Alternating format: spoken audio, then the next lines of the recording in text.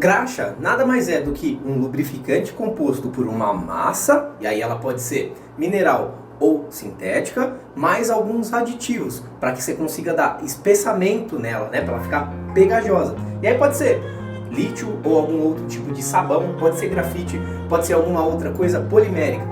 Tudo bem, tá um pouco confuso, mas onde é que eu quero chegar com isso? Ice in my veins, I've been driving this train.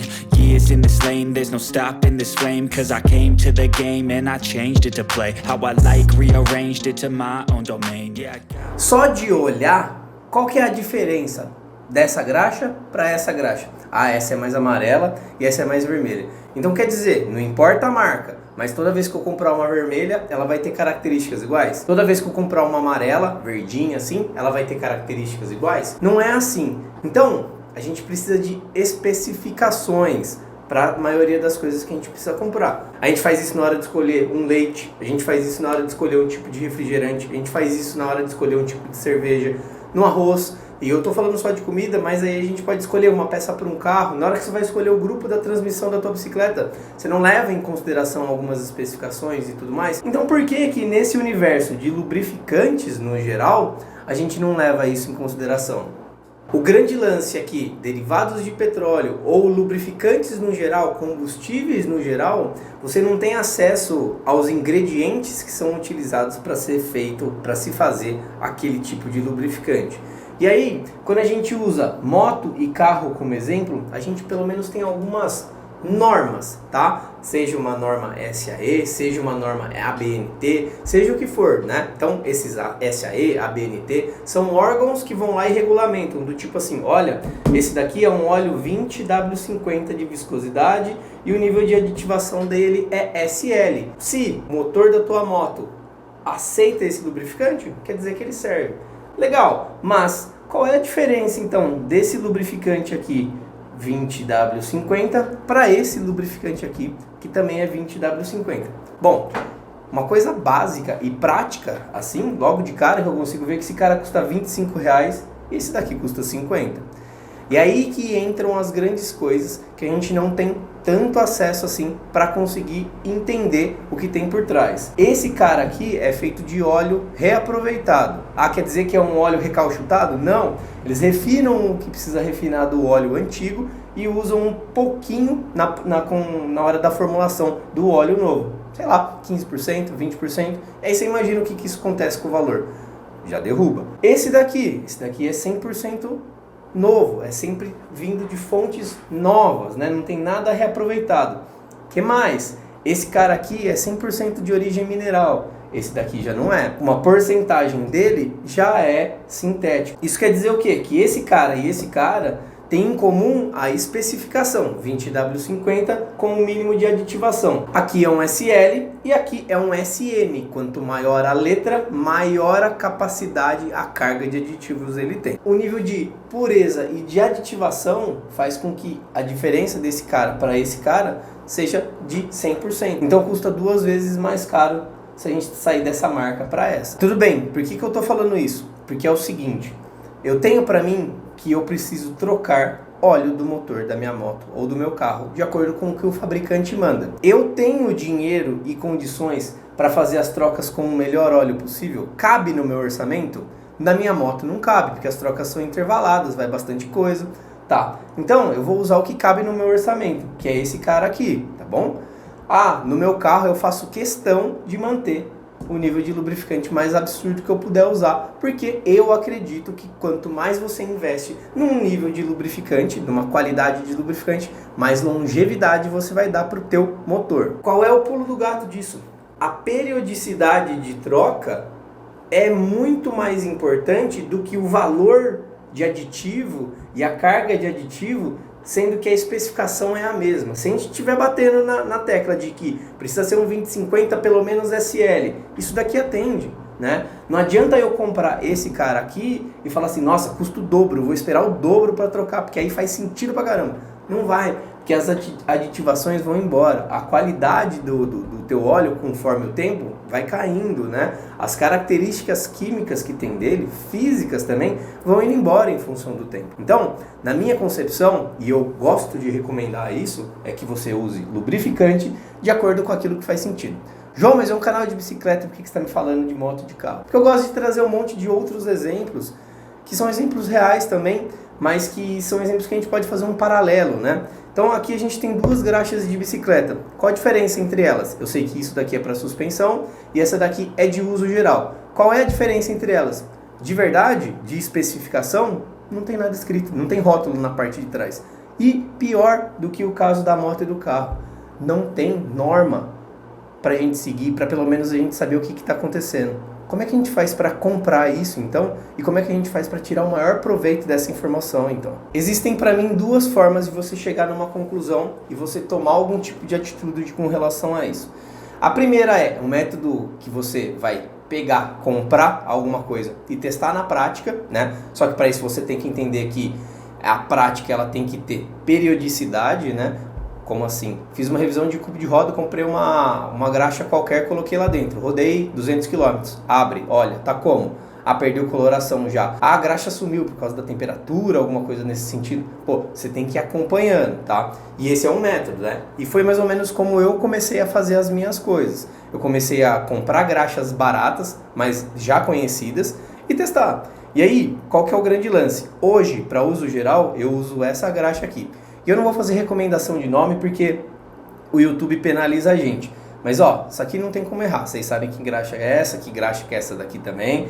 E essas duas aqui também pela tampa e pela embalagem dessa aqui, você sabe o que é. Mas eu não vou ficar botando rótulo aí. Para uso geral, eu uso essa graxa aqui. E eu já vou falar o porquê que eu uso ela. Mas eu comecei usando uma graxa simples, uma graxa azulada, né? Que vende em qualquer casa de parafuso aí. A graxa era ruim? Não. Mas ela perdia as características dela ao longo do tempo com mais facilidade do que essa graxa aqui. Um dos pontos é que lá a gente tem a massa mais sabão de lítio como aditivo. Beleza? O que isso quer dizer? Quer dizer que é uma graxa simples demais. O espessante dele é simples demais. E que com temperatura, né, no caso da bicicleta, nos cubos de roda traseiro, no movimento central, que são coisas que estão sempre com maior carga e maior velocidade, ela começava a se desfazer e ir embora pelo próprio movimento de tirar a roda, tá bom?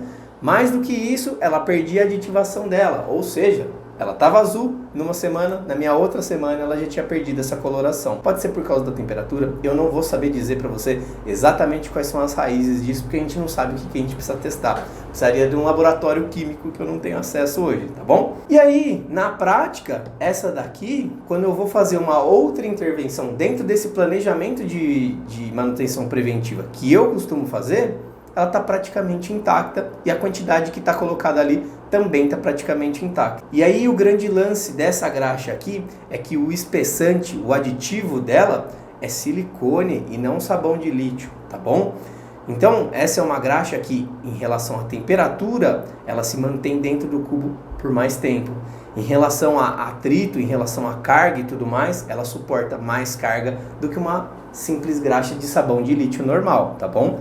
Por isso, na prática, essa aqui foi a minha escolha. Qual que é uma outra forma de você escolher a graxa ou o lubrificante que você está usando? Por recomendação de especialista e tudo mais.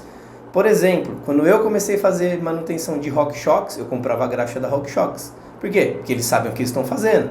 Quando eu comecei a fazer manutenção de outras suspensões, eu tentava comprar a graxa da suspensão específica, porque eles sabem o que eles estão recomendando. Passando essa graxa que é para suspensão, né, e outros modelos, em análise química, eram muito parecidas, né? Mudavam um aditivo ou outro que não era nenhum relacionado a espessante e nem a temperatura, tá bom? Basicamente a diferença disso daqui para isso daqui é que esse cara aqui precisa ser um pouquinho mais refinado, porque não é simplesmente atrito de metal com metal ou metal com plástico.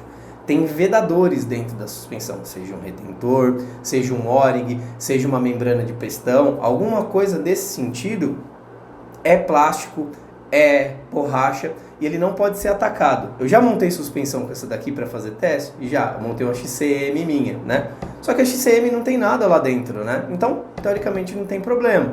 Mas uma suspensão que seja uma solução completa, que o lado direito ela é um amortecedor e o lado esquerdo ele é um lado a mola, seja a mola helicoidal ou pneumática, a ar, né? Já tem vedadores lá dentro. Eu não vou correr o risco, tá bom? Então, a diferença não é que essa é vermelha e que essa é amarela. Eu gostaria de trazer todas as diferenças na prática mas não tem especificação disso e nenhum órgão que pelo menos regulamenta isso, tá?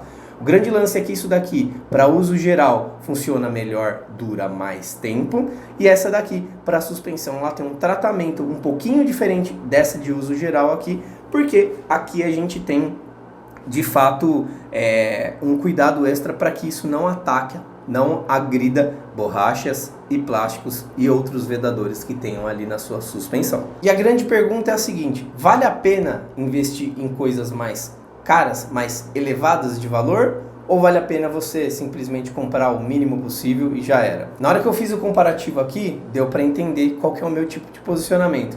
Quando vai falar, por exemplo, de cabo e conduíte, eu também sou desse tipo de posicionamento. Você vai conseguir trocar cabo e conduíte toda vez que você precisar, ou você vai tentar ficar alongando a vida útil deles, porque foi caro a compra? Se cabe no teu orçamento, vá aqui. Se cabe no teu orçamento, vá aqui nas graxas premium. Se não cabe no teu orçamento, se não faz sentido para a tua realidade, vá naquilo que faz sentido, mas que caiba no teu orçamento. Toda vez que você estiver levando custo-benefício em consideração, você vai precisar, de fato, olhar aquilo que você está ganhando, quanto você tem de grana, para que você consiga fazer uma escolha acertada. A gente está falando de custo-benefício e não simplesmente de melhores escolhas. Melhores escolhas levam em consideração N variáveis, tá bom? Então eu poderia ter uma graxa muito parecida com essa de uma fabricante que está bombando no marketing aí esses tempos. Qual que é o grande lance dela? Pô, você abre ela depois de um tempão, ela continua com a mesma característica. Só que assim também, a gente vive de manutenção preventiva. Eu não preciso que isso aqui dure 1 ano dentro da bicicleta. Eu preciso que ele dure o período entre uma revisão e outra. É isso, tá bom? Então, o meu ponto é o seguinte: você tem a capacidade financeira de investir no melhor? Invista no melhor. Como eu falei para vocês, eu gosto de usar esse aqui no meu carro, porque o carro eu quero me propor a gastar. Na moto não faz sentido, por isso que eu uso esse outro óleo aqui. Para as graxas é exatamente a mesma coisa. Enquanto eu não tinha a possibilidade nem a capacidade, e na época que eu oferecia os serviços, eu oferecia por um valor que não cabia, não valia a pena eu colocar esse tipo de produto aqui, eu não usava, tá? Usava as graxas baratas. Essa azul, a base de sabão de lítio que eu falei para você. Cabe no orçamento? Investe. Não cabe no orçamento? Se preocupa em fazer as preventivas bonitinhas, porque dentro das preventivas você não vai ter problemas a mais se você usar uma graxa mais barata dentro da preventiva, tá bom? Agora, se você estiver pensando em dar um passo além, vá e teste. Testa na prática, né? Não precisa comprar um potão desse gigante, compra um potinho menor, tá bom? Testa na prática, porque faz diferença. Mas entre uma troca de graxa e outra, entre uma revisão e outra, como aqui, né? Entre os 5.000 km, 3.000 km aqui e 5 aqui, entre um e outro, você não vai detonar o seu motor por conta disso, porque está dentro da especificação e está dentro do prazo de validade. Ok, perfeito. Na graxa é a mesma coisa. Só que você poderia ter um cuidado a mais, uma lubrificação a mais, um espessante melhor, um espessante que dure mais tempo, uma graxa que perca menos por conta do atrito que gera temperatura, mais uma vez. E eu vou ser insistente com relação a isso, porque para mim isso é um balizador de ideia. Se cabe no teu orçamento e cabe nas trocas bonitinhas, faça uso.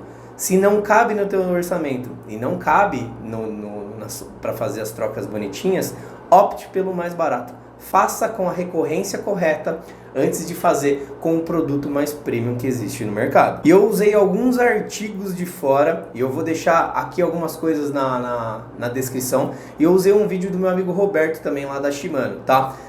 Lá tem algumas características um pouco diferentes do que eu tô falando aqui, tudo bem? Mas eu acho que para quem tá tentando tomar decisões, aquele conteúdo é bacana e eu tô deixando como recomendado aqui também. É um vídeo um pouquinho mais antigo já, beleza? Eu espero que vocês tenham entendido tudo isso daqui. Eu tenho certeza que os comentários que vão vir são mais polêmicos, um pessoal defendendo um, defendendo o outro e tudo mais, uns dizendo que faz sentido, outros dizendo que é bobagem. Eu quero, de fato, ouvir o que você tem para me falar, porque eu acho que isso daqui é uma parada que a gente pode discutir de N formas, tá bom? Espero o seu comentário seja a favor ou contra do que eu tô falando aqui na seção dos comentários aqui embaixo. E a gente se encontra muito em breve numa próxima. Tchau!